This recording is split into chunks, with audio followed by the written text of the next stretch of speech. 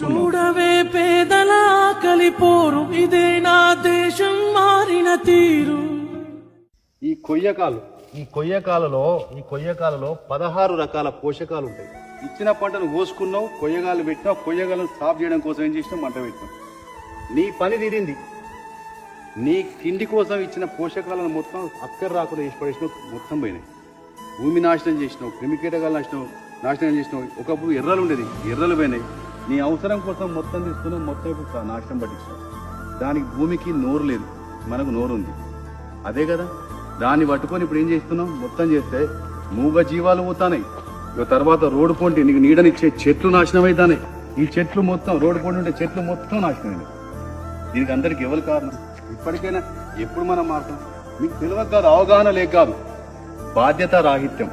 బాధ్యత లేకపోవడం వల్ల మనకెందుకులే, నేను ఒక్కరిని అంటుపెడితే పోయేది అనుకుంటాం. గాలి నాశనం, నీళ్లు నాశనం, పంట నాశనం, అన్ని కలుషితమే, సర్వం కలుషితమే. ఎక్కడ చూసినా ఏది చూసినా ఇక మొత్తం నాశనం చేసినాం.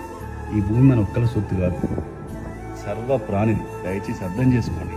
మంటలు ఆర్పుదాం. ఈ మంటలను ఆర్పి ఇకనైనా కొంచెం నాగరికత జీవితం దయచేసి అర్థం చేసుకోండి.